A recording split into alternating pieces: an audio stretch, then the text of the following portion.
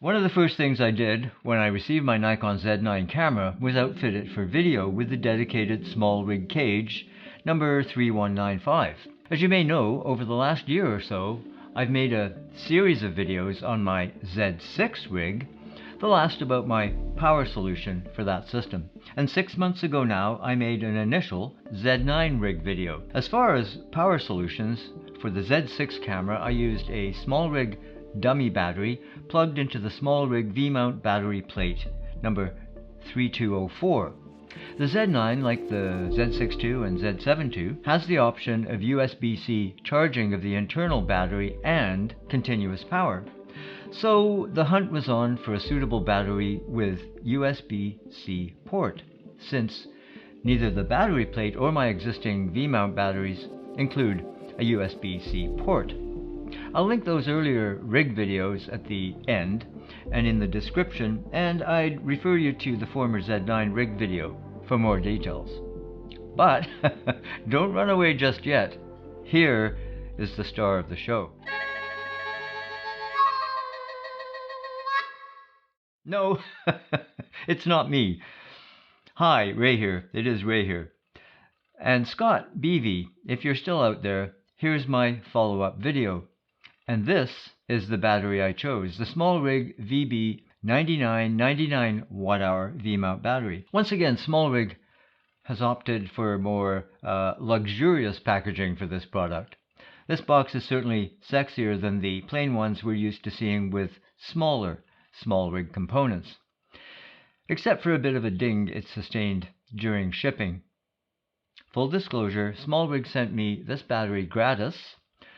My only obligation in return is this video review. No money changed hands, and as usual, my opinions are my own. So, as to the cosmetic appearance of this battery itself, wow, this is an unusually shiny finish for what's usually a rather commonplace item. Nicely designed and attractive for sure. It comes with multiple accessory ports, including one 14.8 volt D-tap output, one 8 VDC barrel output, one 12 VDC barrel output, one USB Type-A, and the all-important USB Type-C output. The battery supports up to a 14 amp draw at a nominal 14.8 volts. This OLED display, yeah, it's really nice.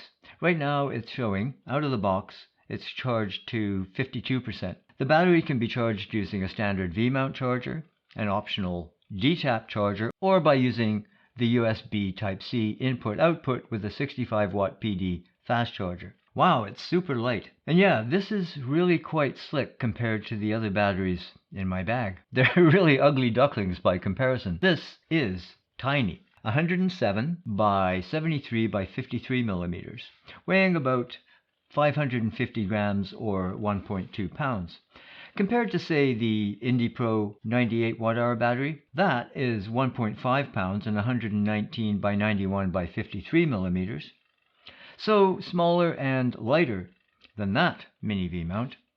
Another candidate in my search was the Songying FX Lion Nano 2, also 98 watt-hour. That weighs just 510 grams and measures 101 by 72 by 54 millimeters. So in terms of size and weight, SmallRig have really come in pretty competitively in the mini V-mount arena. As for price, there are cheaper alternatives, but if we look at those close comparisons, considering its features, the SmallRig VB99 at $279 US, I think it's really competitive. Rather than taking up more time, I'll include a roundup of the rest of the specs here so you can pause and peruse. SmallRig is offering 3 different options in this battery. This is the middle version, the 99 watt-hour. That'll get you just under aviation regulations to take on planes. There's also the 50 watt-hour and soon to be released 155 watt-hour battery, which you'll have to leave at home if you're flying, or at least make arrangements with the airline. If you're like me, an electric illiterate, you might get confused by watt-hours, milliamp hours, and all that jazz. But if we settle on milliamp hours, we know that the ENEL 18D Z9 battery is rated at 3300 milliamp hours. So this 99 watt hour battery comes in at 3500 milliamp hours. Not much more power, you might say. But if you're unfamiliar with this kind of setup, maybe assembling this rig will illustrate why using this battery makes sense. Every video rig begins with a camera cage. As I explained in the previous Z9 rig video, this one's a bit different in that it has to accommodate the camera's vertical grip. The extra height requires the SmallRig rail block V3 942 and appropriate length 15mm rods if you plan on using components on the front, like follow focus and lens support. The cage includes an integrated Arca Swiss dovetail on the base and all the usual threaded and industry standard mounts for handles and other accessories. All the camera ports, battery compartment and whatnot are fully accessible. And I'll repeat again because I still see some complaints online that this 3195 cage is rock solid as long as the right side vertical section is secured as per instructions with the provided M2 screw. And I should correct something I said in the last video. My 3195 cage did come with instructions. I just misplaced them while the cage sat on my bench for weeks awaiting the arrival of the Z9. The build starts with a universal 15mm rail support system baseplate, number 2272. Here I have it mounted on the proprietary plate for my Cartoni tripod head. That's the foundation and makes an easy job of swapping out the camera with its Arca Swiss clamp. I should say at the start that this is not necessarily designed with run and gun shooting in mind, same as my full Z6 rig. For that kind of work, I'd usually go with the camera stripped down to essentials. Not all rigs are built the same, in the sense that different people have different needs and different jobs require different approaches. Handles are optional if you stay on a tripod, but I do like a top handle, and the side handle adds an extra cold shoe mount. I've chosen NATO handles for this rig. I had a spare top handle in the parts drawer, so NATO rails are part of the build.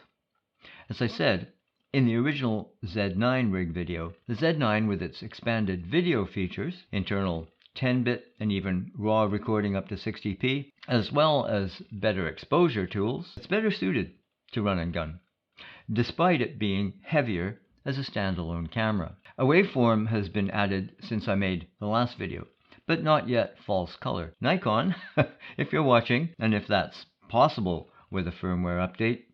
Again, to be clear, the big difference between my original Z9 rig, which is powered via a SmallRig EN-EL15 battery from the V-mount battery, is the Z9 and Z6 IIs, for that matter, can be powered via USB-C, and my existing V-mounts didn't have USB-C outputs. If you saw my original Z9 rig video, you'll know I had one of my V-mount batteries, as I mentioned earlier, mounted on the SmallRig adapter plate, running such things as the external monitor recorder, audio recorder, and whatnot. The adapter plate has its own selection of ports, including 8-volt DC, a 12-volt DC port, and 14.8-volt D-tap ports, as well as a master power button. But at the risk of repeating myself, no USB-C port there either. I notice actually there have been requests for that on future editions in comments on SmallRig's website. So, because I didn't have a battery with USB-C output, in the first Z9 rig video I used a power bank. And as I said in that video, I was trying to figure out which battery I trusted to do the job. I considered a few different, some very expensive options. I tried one other USB-C equipped battery that lasted one use. Just as I was about to order one of those other brands, I was pleased to learn that SmallRig had entered the V-mount market. Now, my whole rig could be SmallRig rigged. Using the SmallRig V-mount plate really opens up options for all kinds of peripherals. No lack of ports, that's for sure. Here's the main point of this video. Sorry it took so long. a power delivery cable from the battery's USB-C in-out port to the Nikon Z9's USB-C port. And the camera tells us it's receiving external power with this tiny sort of plug icon beside the battery icon. This assumes USB-C power delivery has been enabled in the setup menu. Once that's done, you can just leave it on. This will be similar for the Z6 and Z7 II cameras. I'll be powering the Ninja 5 monitor recorder from the D-tap on the plate, or sled if you like. The Ninja mostly functions as a monitor for the Z9 unless I'm recording the camera LCD. A D-tap to locking DC goes into the Atomos battery eliminator module. Incidentally, it's great that the Z9 comes with full-size HDMI input. Not everyone mounts an audio recorder on their rig, and I only do when I plan to be fairly stationary, but I could choose the USB-A output on either the sled or the battery for bus power. I'm using another set of 15mm rail blocks and a cheese plate in place of the original under-camera plate that came with the Tascam DR60D Mark II recorder.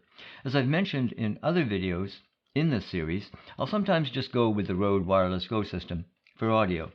And I should mention that the audio specs of the Z9 are improved from 16-bit of the Z6, Z7, 1 and 2 cameras to 24-bit. So, whichever way you might choose to record straight into the camera, sound is potentially a bit better, depending on what you do with it in post and what mic you use. A lot of you will be likely using a dedicated on-camera mic, a powered shotgun mic or whatever, especially for run and gun.